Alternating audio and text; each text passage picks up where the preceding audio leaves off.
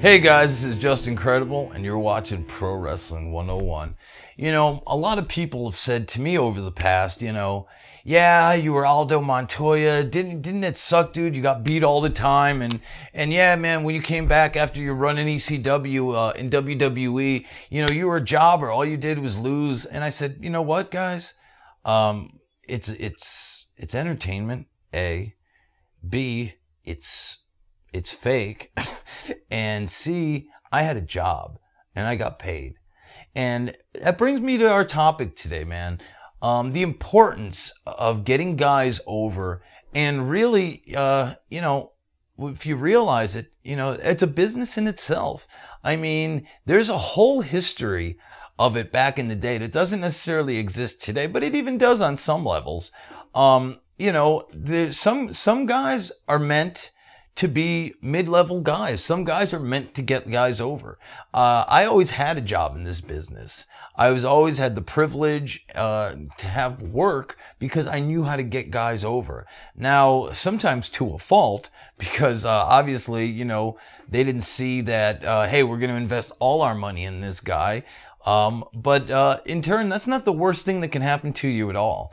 Look, in 2003, a guy by the name of Batista got his shot in WWE. And before any of you guys ever saw him on Monday Night Raw, I got the privilege to work with this guy for 3 months, every night at every live event on the road. And what we did was we worked, and he learned how to work through me. And I say that to you so you can understand that it's an important role that quote unquote undercard guy, or let's just say it, jobber, has. Look, man, Steve Lombardi, the Brooklyn Brawler, he got me over in 1994. I wrestled him in every single high school gym that WWF went to back in the day to get me ready to learn how to work and to come in as Aldo Montoya. And if it wasn't for guys like that teaching me, who knows? I would have never got to where I was in my career. You know what I mean? And it's true to say to anybody else, just because to the fans' eyes, they may not be the guy with the glory. But let me tell you something. Some of the most talented guys, some of the best workers in the world are underneath guys that are getting guys over. You see, I had the unique ability of making people look better than they were. And that's a hell of a thing to be proud of. And guys, veterans in the business, you know what I'm talking about. In 2006, I got to work with an up-and-coming guy, a guy straight out of Ring of Honor. You guys might know who he is. I think his name's CM Punk, right? He was a nobody. He had a little bit of heat coming off of ROH, a little bit of, fans knew who he was. He had a little buzz going on. But, they put him in the ring with somebody that, no pun intended, had some credibility at the time. They didn't strip it all from me yet. And I was damn good and could have a competitive match with them. And that, guys, is enough to keep somebody employed. And if you do it and do it right, is that so bad? To me, guys, learning how to put somebody over could be a gem. It could be another tool in your arsenal.